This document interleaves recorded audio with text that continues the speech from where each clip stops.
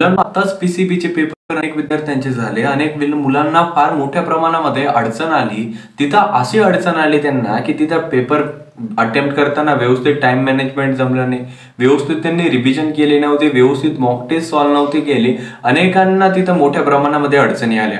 हा व्हिडिओ बनवण्यामागचा उद्देश एकच आहे की येणाऱ्या काळामध्ये अनेक मुलांच्या पीसीबीच्या देखील परीक्षा आहे आणि अनेक मुलांच्या पीसीएमच्या परीक्षा पुढच्या महिन्यामध्ये स्टार्ट होणार आहे. मी एवढंच सांगणार आहे, त्या चुका त्या मुलांनी केल्या त्या माझ्या पुढच्या विद्यार्थ्यांनी करू नये, हीच माझी इच्छा आहे आणि आकांक्षा पण आहे.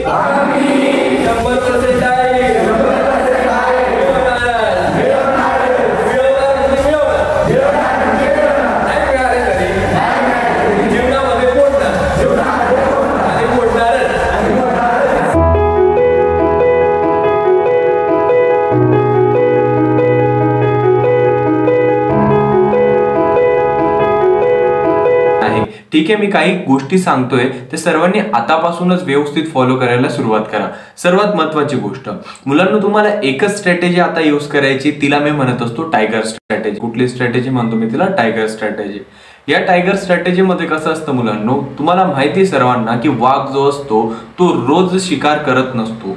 वाघ हा आठवड्यातून 2 ते 3 वेळेस शिकार करतो, परंतु तो जेव्हा शिकार करतो ना त्यावेळेस तो अत्यंत काळजीपूर्वक प्रत्येक गोष्टीचा ॲनालिसिस करत असतो की या वेळेवर हा प्राणी पाणी पिण्यासाठी येणार, मी त्याच्यावर झडप घेणार आणि मी तिथं अटॅक करणार आणि मी माझं भक्ष्य 7 ते 8 दिवसासाठी माझा कार्यक्रम होणार. सोपी गोष्ट आहे ना. म्हणजे आपल्याला आता वाघासारखा विचार करायचा आहे की आता माझी MST CET ची एक्झाम अत्यंत जवळ आली, त्याच्यामध्ये मला प्रत्येक टॉपिकवर तर फोकस करायचा आहे, परंतु मला असे टॉपिक्स जे आहेत ज्यांच्यामधून मॅक्झिमम प्रश्न येत आहे त्यांच्यावर मला सर्वात जास्त लक्ष केंद्रित करायचं आहे. सर असे टॉपिक्स आम्हाला कुठे मिळणार? मुलांनो, त्याच सर्वांसाठी आपण शिफ्ट ॲनालिसिस आणि पेपर रिव्ह्यूचं जे व्हिडिओ होते त्याची जी प्लेलिस्ट आहे ते तुम्हाला चॅनलवर ऑलरेडी बघायला मिळणार आहे. तिथं जाऊन सर्वांनी बघा, तिथं सर्व महत्त्वाचे कन्सेप्ट्स आपण एक्सप्लेन केले आहेत. त्याच्यानंतर झाली महत्त्वाची गोष्ट, फिजिक्स, केमिस्ट्री, मॅथ्स आणि बायोलॉजी या सर्वांचे जे इम्पॉर्टंट टॉपिक्स आहे ते सर्व आपण आपल्या टेलिग्राम चॅनलवर देखील प्रोव्हाइड करण्याचा प्रयत्न मी माझ्याकडून सर्व प्रयत्न केलाय मुलांना. ठीक आहे, मग तुम्हाला टायगर स्ट्रॅटेजीमध्ये एकच गोष्ट करायची आहे, महत्त्वाच्या टॉपिक्सवर अत्यंत मोठ्या प्रमाणामध्ये फोकस करायचा आहे. ठीक आहे, ही पहिली गोष्ट. तुम्ही तर चुका या गोष्टींमध्ये करू नका, हीच माझी इच्छा आहे. दुसरी गोष्ट मुलांना, दुसऱ्या गोष्टीमध्ये तुम्हाला स्वतःला किती आलंय, किती कन्सेप्ट येत आहे, कुठे तुम्ही अजून पण चुका करू शकता किंवा कुठली कन्सेप्ट तुमची अत्यंत स्ट्रॉंग आहे हे ओळखणार कसं तुम्ही?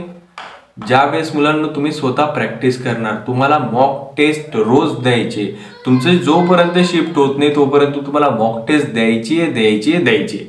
मॉक टेस्ट दिल्यानंतर त्याचं व्यवस्थित ॲनालिसिस करायचं की माझा हा प्रश्न चुकला, हा बरोबर आला.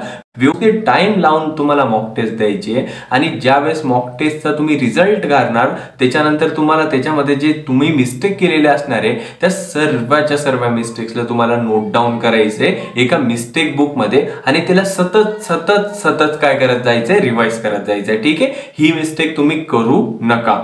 थर्ड गोष्ट मुलांना, तिसरी गोष्ट तुम्हाला काय करायचंय मुलांना, मी पहिलं काय सांगितलं, टायगर स्ट्रॅटेजीनुसार अत्यंत महत्त्वाचे टॉपिक्स पहिले कंप्लीट करायचे, त्याच्यानंतर राहिलेले टॉपिक्सवर लक्ष केंद्रित करायचं. दुसरं काय सांगितलं मी तुम्हाला, मॉक टेस्ट सांगितली. मॉक टेस्ट अत्यंत महत्त्वाची आहे आणि दुसऱ्या केसमध्येच आपण मिस्टेक बुक देखील तुम्हाला बनवायला लावली. तिसरी गोष्ट मुलांना, मी तुम्हाला एकच सांगणार आहे की आताच्या काळामध्ये अनेक विद्यार्थी नोट्स बनवत बसतात. आताचा काळ हा नोट्स बनवण्याचा नाहीये, आताचा काळ हा नोट्स वाचण्याचा आहे. जे काही केलंय ते सतत रिवाइज करण्याचे आहे. आताच्या काळामध्ये कुठलीही फालतू ऍक्टिव्हिटी असे करू नका की जेणेकरून तुमच्या भविष्यावर प्रश्न चिन्ह लागणार.